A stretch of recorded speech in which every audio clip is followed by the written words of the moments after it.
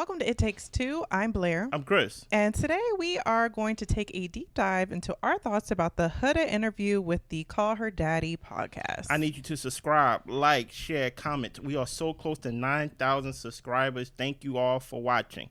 Now, before we get into this whole debriefing, this whole interview and things of that nature, I'm just going to give y'all a disclaimer. We are not going to debrief anything that is personal to, like, you know, her family, in the sense of, like, you know, her mom and her parents and things of that nature, things that may have happened to her. Hopefully she gets the help and basically can heal all those wounds in the past.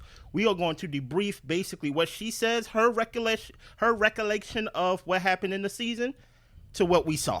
Mm-hmm. You get what I'm saying? Just off of seeing it or just watching the interview, what was your first thoughts, Blair?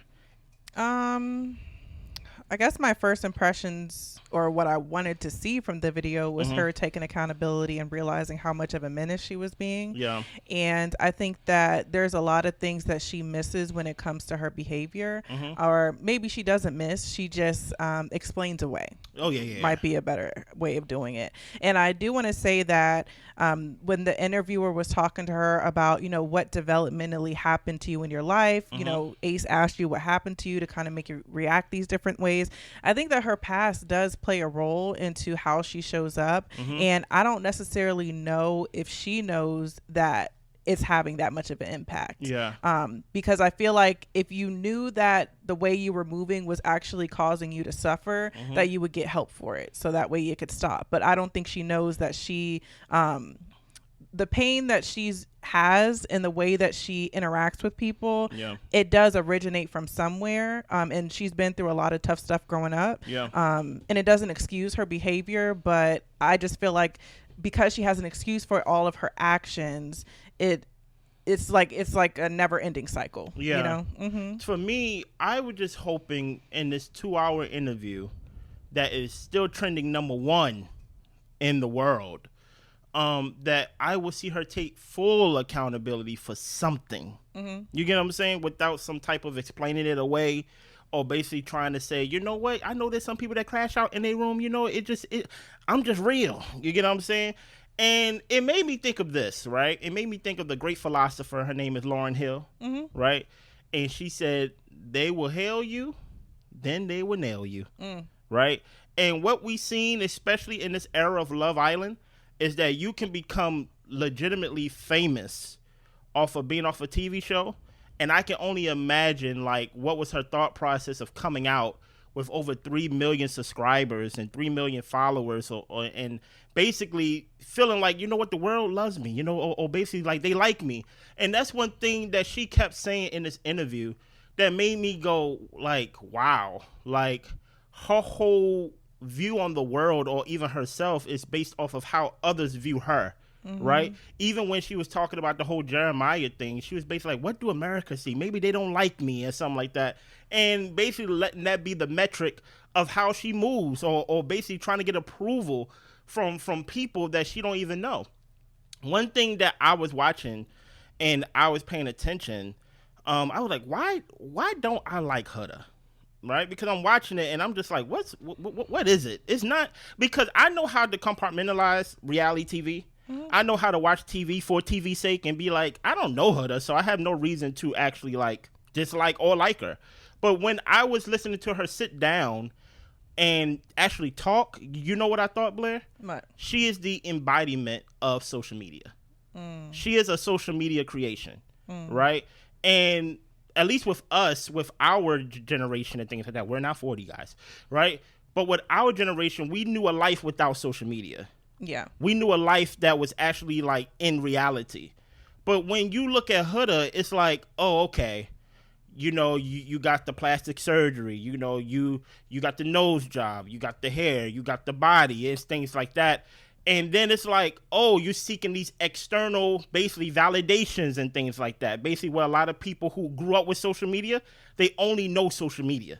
They don't know, like, how to actually, like, take accountability or actually how the real world works, right? And when I was watching her, I was like, oh, Huda is a social media creation. She is basically a representation, at least to me, of what it looks like when someone lets that consume them. What is your thoughts?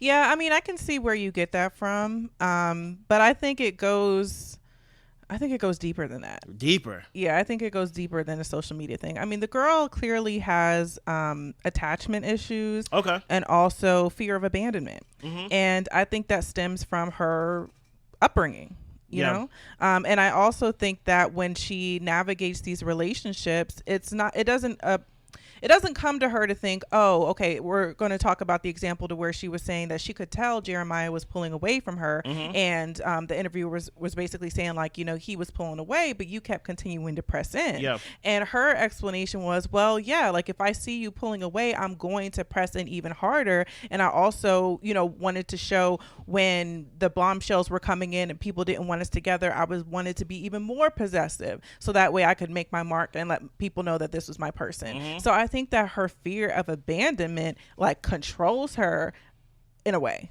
in a huge way. Yeah. And I think that because of that, it's not so much of, okay, how do I want to be perceived, so to speak. Mm-hmm. I think it's more so, I want this for myself and I have to stake my claim or else I'm going to lose it. And then she spirals out, and I do think part of it is part of perception, because when we look back to when she went on her date with Jeremiah, Mm-hmm. and the conversation that she brought back was that, oh, he wants to move in with me, versus him saying, I don't really think we should do that. Yeah.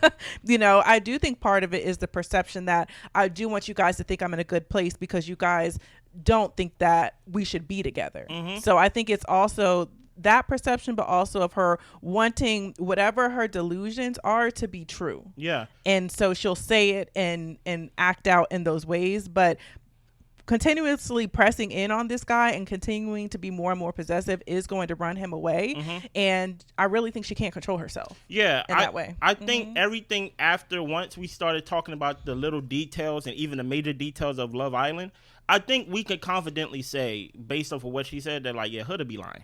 Right, as in like, because we seen you lie in the villa, in the sense of we seen something happen, and then that's when we see you retell the story and to somebody else, and that's not what happened at all, right? Exactly. Or you omit some things purposely to give a perception that there's something else. But the reason why I say social media is it made me go back to what she was talking about her daughter slightly.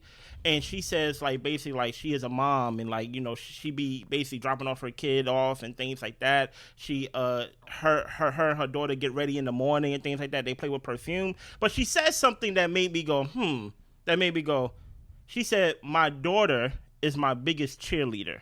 Mm-hmm. She cheers me on, and she's only 4. Yeah. And I was like, should it be reverse in a way, to where like you should be, and I'm sure she is, I'm sure she is a loving mother and things like that. But I'm like, I find the ways that you actually like explain things, especially when it comes to your motherhood, kind of like, you're lacking something. And maybe it is something that how she grew up, even when she like, I actually had to do this for me and I had to sacrifice and things like that.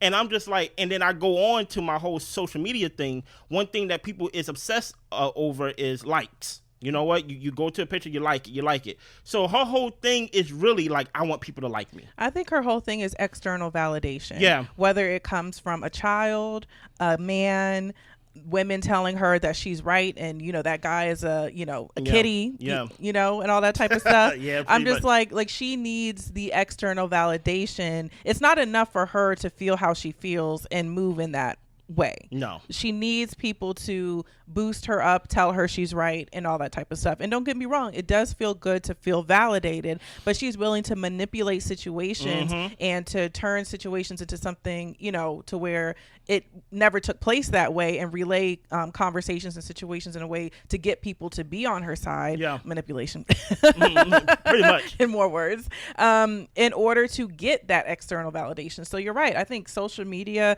plays a role into feeding that. And the things, what is it they say is like, the thing you feed is that's the thing that grows. Okay. And I think that part of the social media angle that you're coming from, it does grow that nasty habit of needing to have that validation in order for you to feel validated and continue in your bad habits. Especially since she blew up basically on social media and things like that. So what stood out to you specifically, if you have any way to take this conversation, Blair, that you want to touch on? Well, I kind of like want to go and touch kind of like in the way that the conversation went. Okay. One of the things that she was asked is if she in a way misled, manipulated Jeremiah by not telling him that she was a mom. Yeah. And I think this is one of those times where she kind of explains away her behavior, and it could very well be her perspective, but I think that her perspective is a little bit disjointed. Like, I feel like it's not rooted in reality. No. I think that when she says, you know, I'm more than a mom and I want people to like me and to know me for who I am, and then later on let them know that I'm a mother. And she was saying that, oh, he was getting to a certain point to where he was really liking me. And I was like, okay, this is the time. This is time for me to tell him. And then when she was about to tell him, she was stuttering, she was nervous, and it was a lot for her to let him know. And then she goes on to say, well, you know, some guys have mommy fetishes and all this different type of stuff. And it's just kind of like,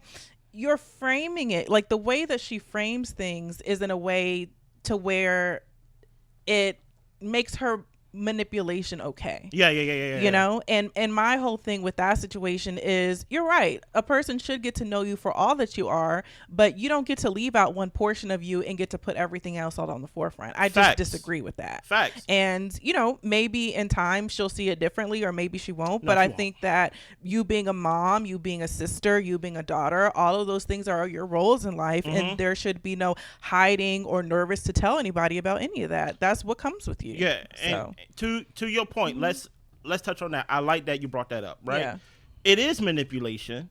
It is omitting the truth and trying to explain it the way, in the sense of, because she's trying to say, you know what, this is TV, you know, this ain't this ain't how it happened in the real world. You know, in the real world, there's, you know, people that have fetishes with moms and things like that. Okay, cool, right? Sure. Right? That have nothing to do with anything, but sure. But using the excuse of, I want someone to like me for me, as if you can compartmentalize yourself in that way, as if being a mom is not a major thing, especially since the way that she talks about it now, it seems like something that she's proud of. You get what I'm saying? As she should be. Yes. So why would you hide something that you are most proud of about yourself to use the excuse of, I want them to like me for me? First of all, I think if you want somebody to get to know you, you got to talk to them about you and things that you are in totality. And things you care about. Exactly. And one thing that you cared about, which you basically said, the first thing you did once you left the villa, you got in touch with your daughter. You wanted to go see your daughter and things like that. So obviously that's important to you. So for you to basically go and use that excuse of, I wanted him to get to know me, where really he's not really getting to know the real you, because the real you is a mom. You know what I'm saying? It is manipulation, and I think it was purposeful. I don't think it was in the way that she tried to explain it, of basically like, you know, mom fetishes and things like that, or like, I want him to get to know me. Y'all already said basically, well, the way that she explained it in the interview, that y'all was basically locked in on day one.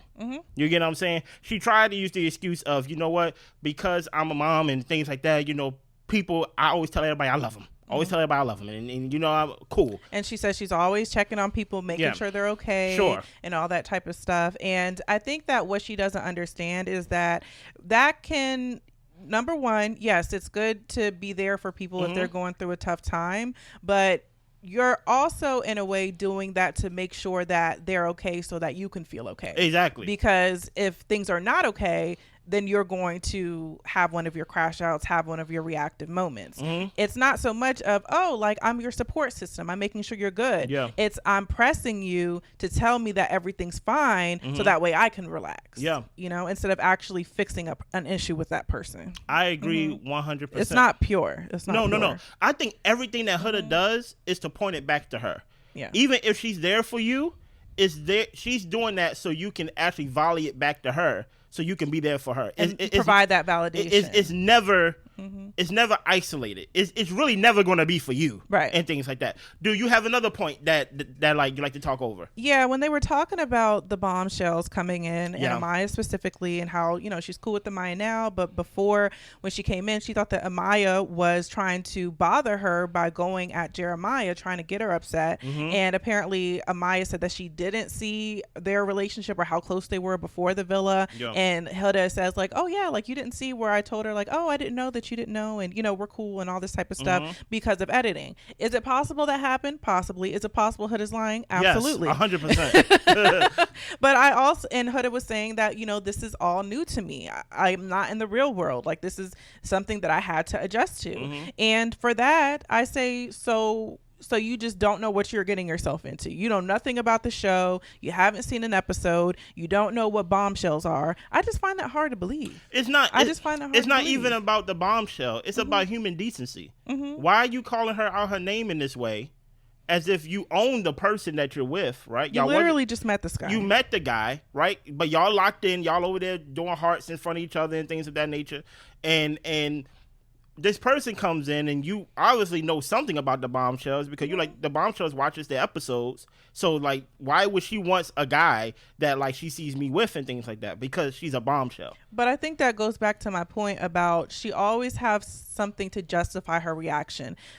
Amaya came in to upset me by getting at Jeremiah. Exactly. And that's why I reacted the way that I did. But she said that she didn't know, and so it was cool once I found out that she didn't know. But your reaction shouldn't be based off of somebody else's intentions, period, whether it's good intentions or bad, Yes. And of course she's doing that, me and Amaya cool now. Yeah. Because Amaya is the favorite of the season. Yeah. And basically it doesn't, listen here, you can say whatever you want about Shelly and listen, we gonna talk about that, but me and Amaya, we good now. You know what I mean?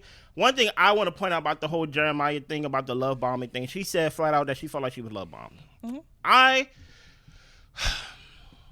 After watching the whole season in totality, will I say love bomb? Here's the thing about it. I think they both played a part in how they basically they played a part in their relationship, right? Both of them, right? And the only problem that I have with Jeremiah, this is the only issue that I have with Jeremiah. Actually, I got a couple issues with Jeremiah. One, I don't like passive-aggressive people. I don't like people who just go along to get along. I don't like people pleasers in that way, especially, and this may be unfair of me, especially if you're a man. I feel like as a man, I view you, especially since I'm a man, I view you very differently if you want to say something, but you silence yourself. You get what I'm saying? And you just go along and get along. So that's one of my main issues with Jeremiah. Throughout the whole time while he was in the villa, he was getting basically bullied by like the guys telling him that he should be doing this and he should be doing that and he should be doing this. And I'm like, Jeremiah, when are you going to actually like stand up and actually be like, man, y'all get out my face? Like basically like, so that's one of my main issues with Jeremiah. Also, another issue that I have with Jeremiah is that, hey, you just can't, outside of the go along to get along, when America broke them up and basically put him with Iris, right? If your relationship was so real as Huda was trying to explain it during the interview, I do have a problem with Jeremiah not checking up on Huda. That's the only thing that I agree with Huda 101% on. Everything else I do not agree with Huda on. But I'm like, if it's real, as y'all are trying to make it out to be, and things of that nature, once America break y'all up and things like that, why didn't you in the moment go and say, Huda, let me talk to you? You got a talking to from Ace. You got a talking to from Nick. You got a talking to from Iris. You got a talking to from Austin. All these people, mind you, if y'all was doing everything that y'all was doing up to that point with the whole loving each other, y'all over there fake telling I love you to each other and things of that nature, that weird stuff, why wouldn't you check up on your girl and say, look, I don't know what America see, but my feelings for you is real, right? I have a big problem with that. Also, I have a big problem because guess what? I'm fair both ways, right? The same way as when Chris threw that pillow directly in her face, right? At no point Chris didn't get up to basically say, you know what? I'm sorry. Let me check up on you. So those are the only things that I defend Huda on.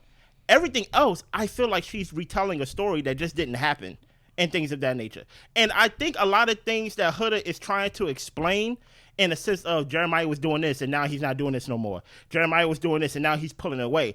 I think she's not really realizing that, oh, he don't like you no more. But not only that there were things that happened that you were a part of Yes. that caused the dynamics to change. It's as though I'm telling him to do these things and he's just not doing it. I'm sitting here telling Taylor, "Ooh, will you come help me with my coffee?" So that way Jeremiah can say, "Oh no, you can't help my girl with my coffee." Yeah. I'm just like, you're being passive aggressive, and you're also being aggressive. Yeah. Oh yeah. So there are multiple things happening at once. Will he jump up to help get your coffee because he knows that you're trying to manipulate him into doing something for you? No. And that's where she like totally has a blind spot. And also to your point, the things that she contributed to, times where Jeremiah did wanted to talk about his feelings in the relationship in ways that he did not feel seen or heard, you led with sex. You led with something sexual.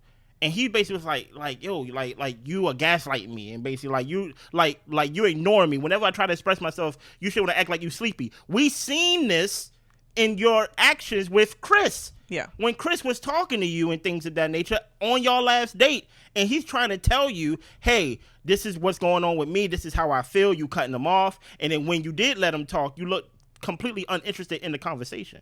So don't make it seem like in this interview with Alex and things of that nature that you are there basically saying Jeremiah did this, Jeremiah did this, Jeremiah did this, and I'm there for people. He said he was going to do all these things, and then later on the day it doesn't happen. Well, did you get in an argument during that day? Maybe so. Did something happen during that day? Yes. Anything else? Do you have anything? You are going down a good list. Yeah. The other thing that I wanted to talk about was when, so we talked about the recoupling. Yeah. And then when we were talking about the CASA situation. So I think we can speed up to the CASA part. I'm there. And how she said that she told Shelly, I'll bring Chris back. He can talk to you. He can talk to me, all that type of stuff.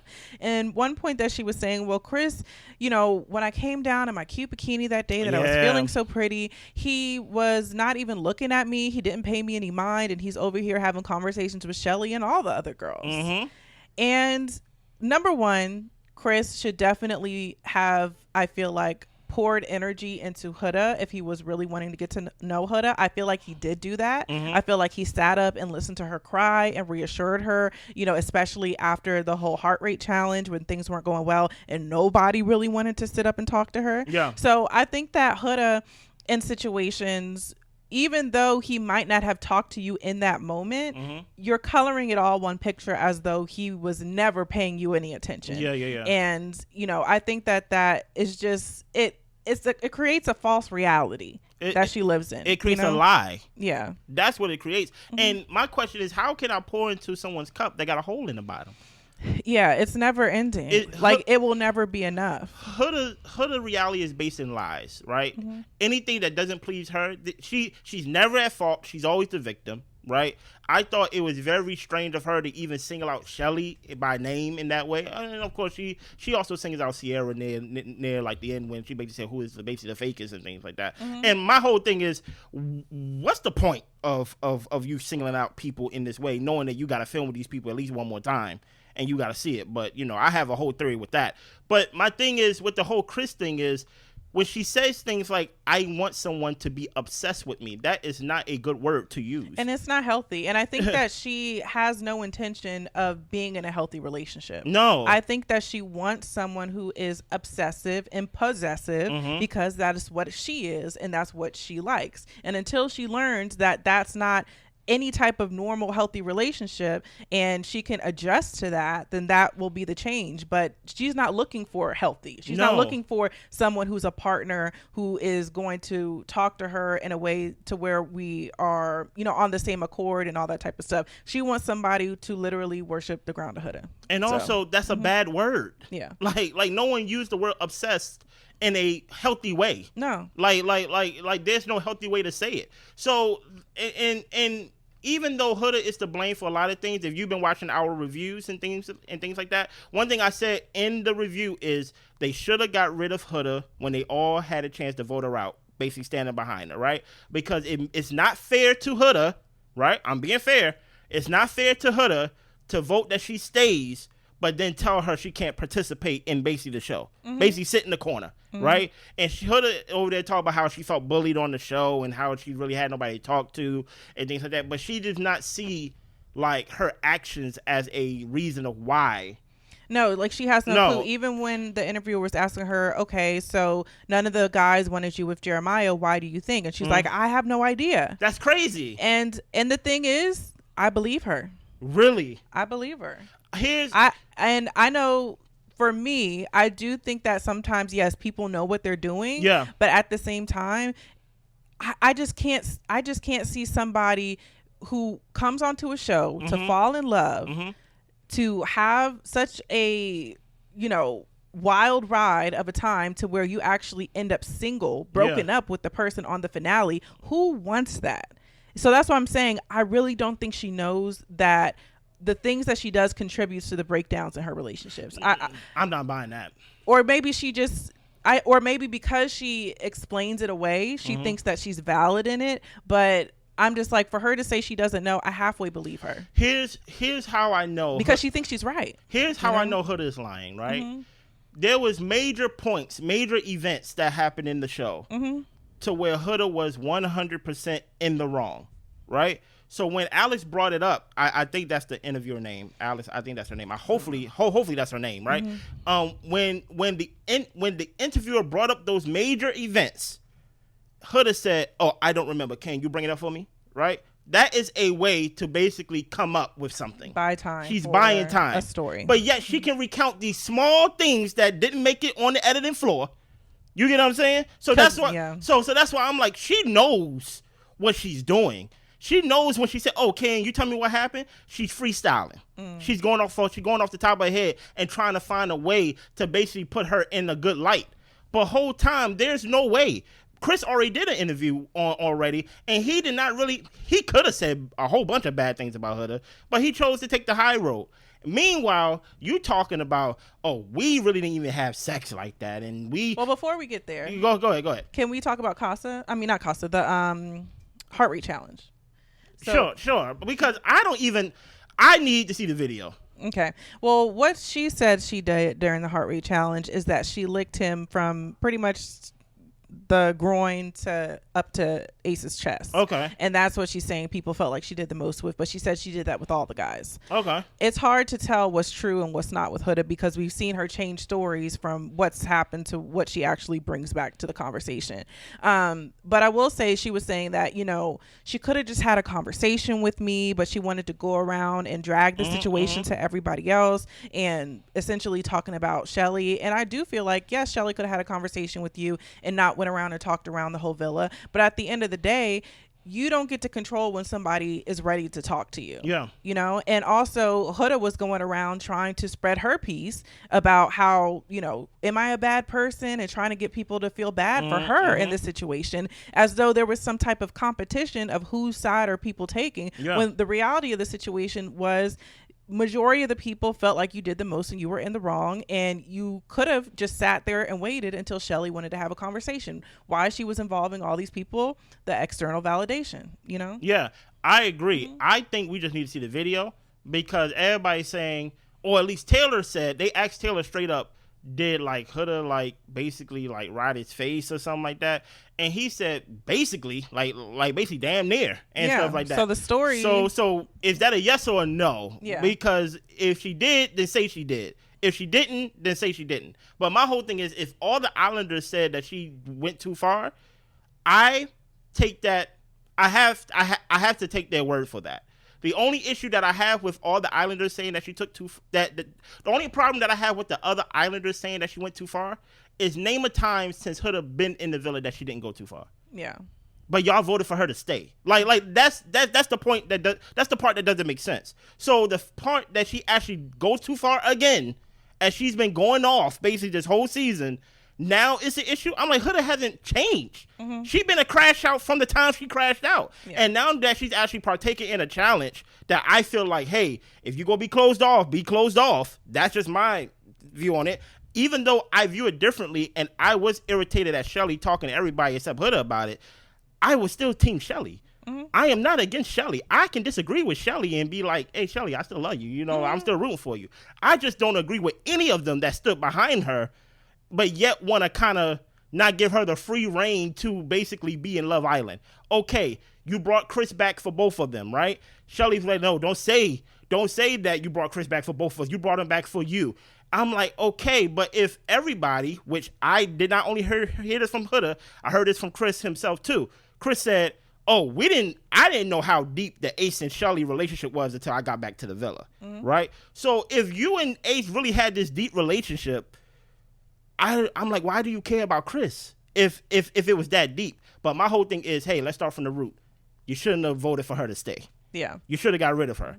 And one of my issues that I have with Huda, outside of her, lying on purpose and things like that, is we gotta look at all actions and take away the gender away from it, right? Mm-hmm. One of the things that I wanted to point out specifically was that Chris said she woke me up basically, or trying to wake me up because she wanted sex. Mm-hmm. I told her no, but then she's basically trying to manipulate, trying to basically she's counting him down just like a child, trying to have sex.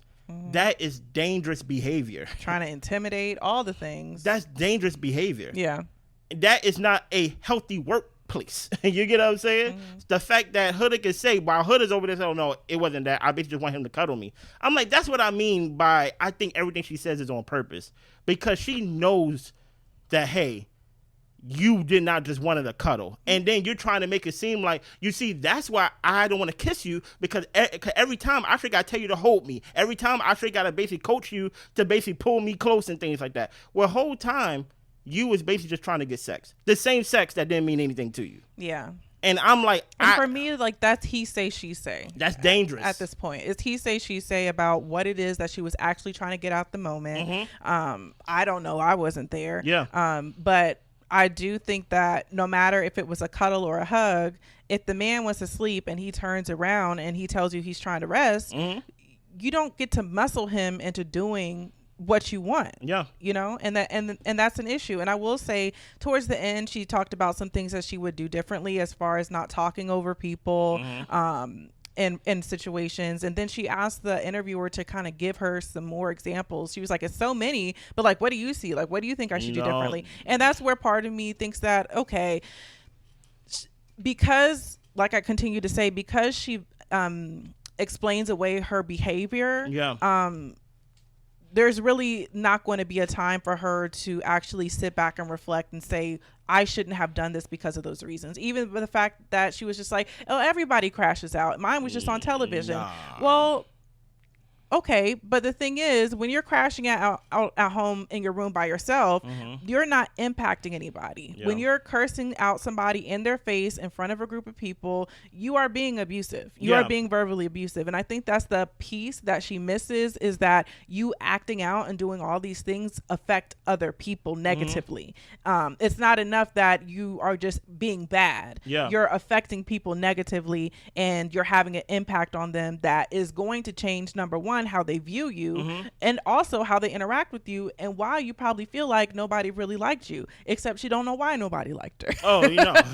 But I also wanted to point out when she said that nobody talked to her and said that she needed to fix her actions when she was in there in order to stay in there. She said she would go to psych when she felt like she needed somebody to talk to. And I think that's great that she ended up taking psych, as an option and something that she wanted to do. I hope that she got something out of it. Personally, I don't see what she's gotten out of it. I think that she likes to talk, and she likes to have people listen to her drama, and I feel like a lot of ways that's what it was like with her, Olandria.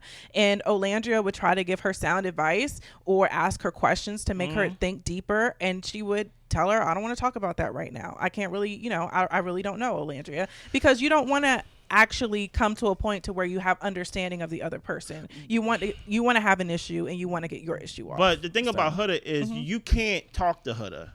Huda's too far gone. The way you handle people like Huda, you got to ignore them. You can't talk to Huda and things like that. She's talking to professionals. She's talking to her friends and things like that. She's so far gone and basically being rewarded for how she is that she can't even, trust me, she can't even see like basically reality. She can basically build whatever picture she wants because she done it. She can paint whatever picture she wants. And then people be like, oh, that's a great picture. That's a wonderful picture. You are the best artist. But it goes back to my sign, right? hey, listen here, they are going to hail you, they go praise you, you go get all these sponsors and things of that nature. But eventually, the higher you are, the fall is long and it's hard, and you're gonna fall faster, right? So that's why I'm like, these people, that's why you shouldn't really put your trust in social media in that way, because like they will move on for season 8. But the thing is, they're gonna hype your head up just to laugh at you. On your fall down. And all of these people that are supporting her actions, I do believe a lot of them are probably her age, definitely younger, or her age mentally. Definitely older, right? And I'm just like, it's no way that you can move in the real world or even on a show like this and expect to have like healthy, happy relationships. It's not just about, she's on the show and she's doing her thing and she can do whatever she wants to do. This girl wants to be married.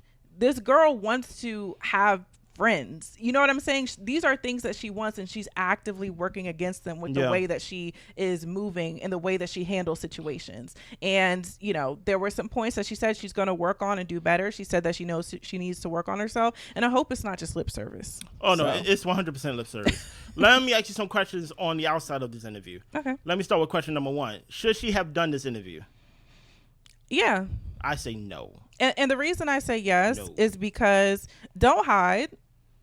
But don't come out and lie either, though.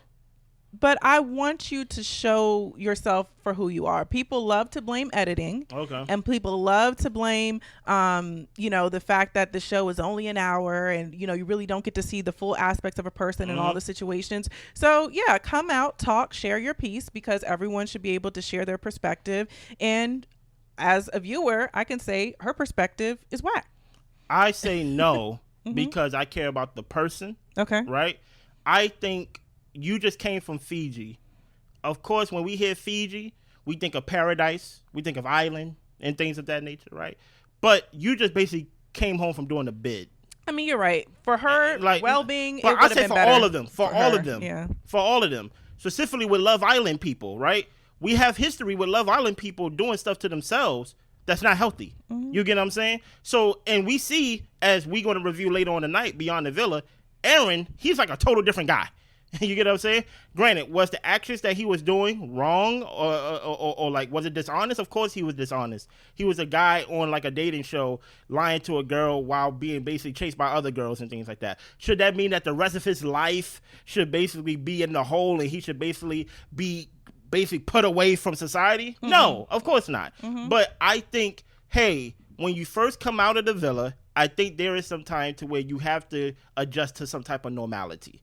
I think it's too soon. I'm not saying she shouldn't have done the interview with the person because of who the person is. I think the interviewer did a good job letting Huda talk.